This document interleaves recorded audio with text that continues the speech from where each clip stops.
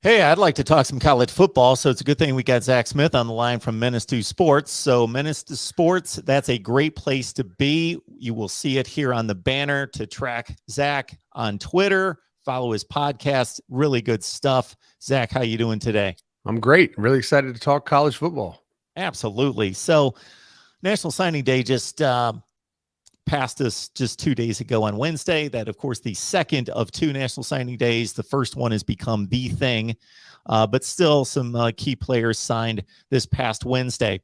We immediately go to those recruiting rankings, and fan bases freak out all over the place because their team's number 8 in the country and not number 1, 2, or 3, right, and so forth. There is some reasonable panic there. I will balance out that statement with a disclaimer to say, I'm looking at the rankings the other day, and if you measure between 1 and 13 in the country, so most people, 13th ranked recruiting class in the country, that's pretty damn good. Kentucky's sitting in that spot. But if you look at the difference between 1 and 13, it is the same as 13 to 75. Whew. So those elite classes just are way out there. So first question, recruiting rankings. How much do you buy into them as a guy who coached these guys on the field and had that maybe in the back of your mind that, yeah, this dude's a 5-star, this guy's only a 3-star, but now I'm seeing something different? Yeah. Well, I think there's a lot to that question. I think that recruiting rankings are important because Urban Meyer used to say it all the time. Like, if they're going to keep track of recruiting rankings, if they're going to crown someone a recruiting class champion, like, why not try to win? Right. And in saying that, that was his way of not letting coaches just get out of it. Like, well, I like this kid better, right? Just because I have a chance at him. But also, we never made decisions based on stars. It was always, great for publicity, PR, marketing if you signed a 5-star. But there were several times where my number 1 receiver in the country was a 4-star that I had ranked over certain 5-stars. So you watch it, you look at it. I mean, that I always pulled the initial receiver list off of 247 Sports or Rivals and went through it, because, I mean, if they're ranked on there, someone thought they were good, so I should evaluate them, right? So it always gave you a good starting point. And I think the other thing that's happened is those services have gotten better and better and better at evaluating. Because when, back in 2012, even earlier, when I was at Florida in the early 2000s, I don't think they were very good at it. I don't think they really had a football background. I mean, some guys did, but when they would rank to put out the top 100, you'd go through it and you're like, how is this kid ranked ahead of this? You had instances where a football staff is looking at it like, what? Like, this doesn't add up. But I think in the last 20 years or however long it's been around, probably about 20 years, I think they've gotten insanely good at it. And to the point where now you go to it and you're like, well, that's the best receiver in the country right there. And that's where they have him ranked. And some of the stuff they do, with the comprehensive rankings where they combine all services, it kind of gets more eyes and more opinions on it. I think they're more accurate than they were before. So I think it's more relevant now. And you can tell that, right? You go back and look at the last 4 classes, and Georgia, Alabama, and Ohio, like, those schools are right at the top. And those are also the schools that are in the playoff conversation at the end of the year. So you can tell that they're pretty accurate when it comes to winning football games. Absolutely, Zach. So I know as soon as you mention, hey, these recruiting rankings are accurate, they're insanely accurate, there are going to be all sorts of comments that are going to come in. They're going to be cherry picking. This guy, shoot, he was a 5-star, he busted, and this guy was a 3-star, and he says, yes, we're talking about thousands of players. Yeah. And we're talking about not rating whether they're coachable, what kind of coaching they're going to get, all those things, if they're going to be a good fit in terms of the scheme. We're just talking about talent assessment. That's it, right? It's a snapshot at a point on the timeline. It's like, how good of a football player are they when they're a senior in high school and people are trying to get them, right? Injuries happen, personality, maybe personalities don't mesh. There's 100 reasons why a kid doesn't maximize, but recruiting rankers are designed to say, here's the most talented receiver in the country. He may be a lazy kid that doesn't work hard and he never maximizes, but coming out of high school, he was the most talented one. And the other part of this, Zach, that I think is pretty fascinating, and to the credit of these guys evaluating high school players, is the NFL draft. For as much money and resources that goes into that, we could go through every NFL draft and be like, wow, he got drafted here. And there are all sorts of misses and all sorts of guys that got overlooked that obviously became stars later. Tom Brady being the classic all-time example, of course. But they're evaluating roughly 22-year-olds. I got to think that have played top-notch competition. So you get that even playing field of, okay, this kid's played in the Big Ten for 3 years against good competition. You can assess it versus trying to rank and rate recruits starting when they're around 15, when their bodies haven't grown, and some of them have reached that growth spurt early and others later, and they're much different players 2 and 3 and 4 years later. Yeah, and part of the art of recruiting is identifying, what is the kid right now? Like, what is his talent level? How good is he? Is he coachable? And then you have to evaluate the situation he's in, right? It could be a rough home life, maybe awful coaches, awful high school coaches, or great high school coaches. I mean, you take some kids, you go to St. Thomas Aquinas down in South Florida, and you take a kid out of there, that kid's pretty much maximized as a player because there's such good coaches, such a good program. Where you go to a school down the street in South Florida, and that kid, he might have the highest ceiling in the country, but he's just not been coached or developed, right? So you have to evaluate that situation and then kind of project, if that kid comes to Ohio State and has the structure and the program we have, how's he going to react? And will he just, exponentially blow up as a player? Because I saw several examples of that happen in my career too. So it's a little more inexact, like you said, because one, they're younger, two, the situations are vastly different. If you draft a kid from Bowling Green, he still went through pretty good coaching and a good program. It's not that different from Ohio State, right? Just the structure around them. So I think you have less margin for error in the NFL. At least you should. But like you said, the draft results sometimes tell a different story. We got Zach Smith on the line. There you can track him to Twitter at Coach Zach Smith, and also Menace to Sports. You release podcasts how often, Zach? Every day, Monday through Friday, we do a morning show, and then I do pretty much once a week. I do kind of what I call a bonus episode, which is not like a morning show conversational format. It's more in depth, maybe breakdowns, analysis, or interviews, just anything random, I guess. What have you guys been talking about? So I just had Daniel Lust on, who's a sports attorney, just talking about the whole Brian Flores situation, NIL, his perspective on how state laws have affected and name, image, and likeness deals was really interesting. And, I'm a football coach. When it comes to sports law, I am a complete derelict, no idea. So it was interesting to get his perspective to kind of just how these states that when NIL first was introduced, they put in all these laws to try to say, all right, we're going to make it legal. And when the NCAA made it legal, they basically just said, hands up, do whatever you want. And those states that put in those laws became the more restrictive states because the other states didn't have any laws, so they could do whatever they wanted. And so now, like a lot of those states like Florida, they're trying to backtrack and kind of repeal those restrictions so they can compete on that level. So it's just very interesting to get that sports law perspective into some of the stuff that goes on. So we've got to assume that everybody listening and watching knows the Jim Harbaugh saga over the past week to 30 days. All right. So that aside, if you don't know, look it up online. We are going to cut right to the chase. What do you make of Jim Harbaugh coming back to Michigan, looking players and coaches in the face and administrators and everybody involved after he threw himself out there for almost 5 weeks to any NFL job? And now he seems to be coming back in a sense with his head between his legs.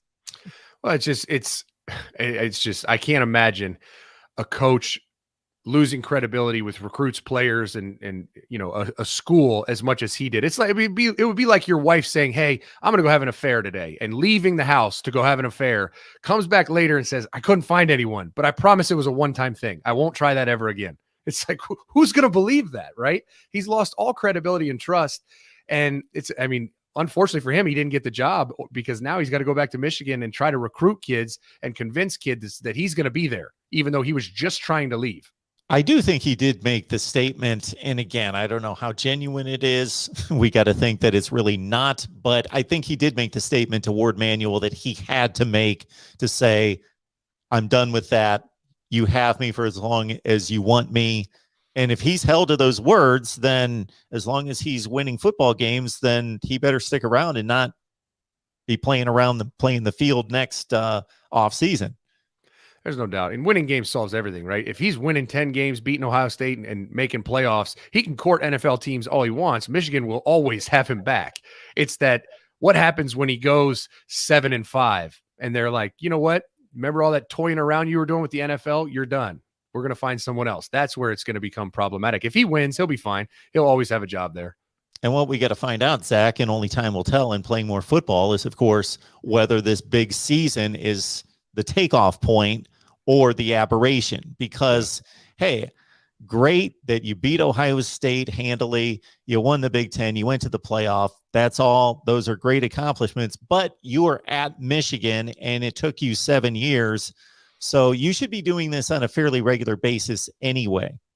There's no doubt he should. And I think kind of the indication that it's probably not a long-term elevation of their program is just, it wasn't a solid top to bottom freshman to senior team that was that, they didn't have a sophomore receiver, a freshman corner, they were so veteran and senior heavy against, honestly, the youngest Ohio State team in 20 years to kind of catch that perfect storm to win that game. And now all those kids left, and I don't see a strong program foundationally, junior, sophomore, freshman, from recruiting rankings, like you said, where you can predict that they're going to be a similar team next year. I just don't see it. Let's go south to the SEC and another curious coaching situation going on with Brian Harsin. When he was brought in from Boise State, a lot of SEC people had no idea what he accomplished there, didn't know anything about him. There were some eyebrows raised as to, we like an SEC guy that knows SEC football, and he had no connection there. Well, he comes in the first half of the season. They play relatively well.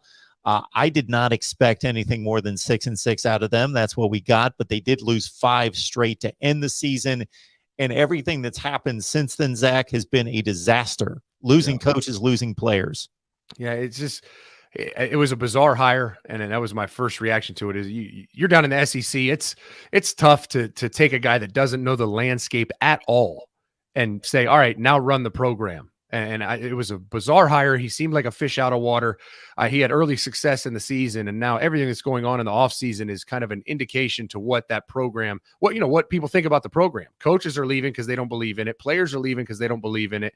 And so it's kind of the smoke before you see the fire. You kind of see what's going on there. You just haven't seen the train wreck on fire yet. What else is out there that is catching your attention in the college football landscape? Well, I think one of the things that hit me sideways the other day was Jimbo Fisher in his press conference, where he started, vehemently defending the NIL deals that were reported by a blogger, he said, and it was disrespectful to Texas A&M.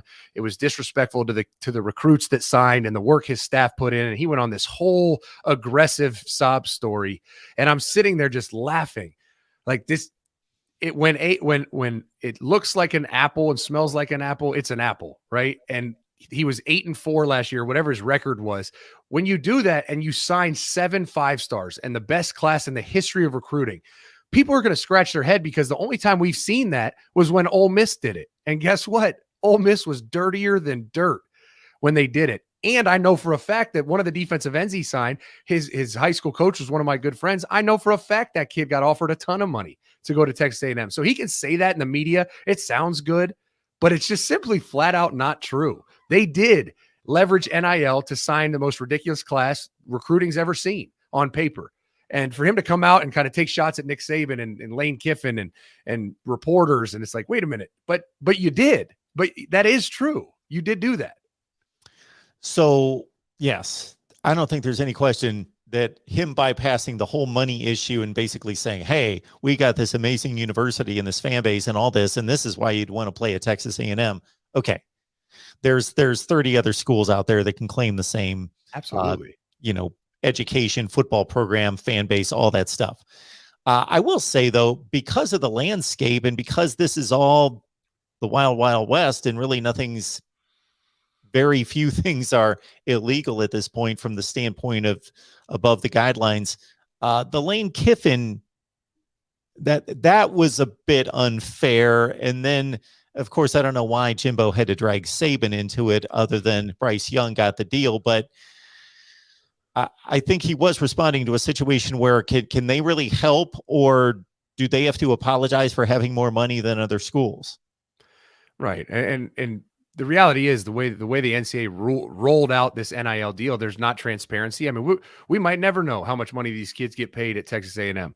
And so he can just hide behind the anonymity and kind of the cloak that they don't have to disclose it.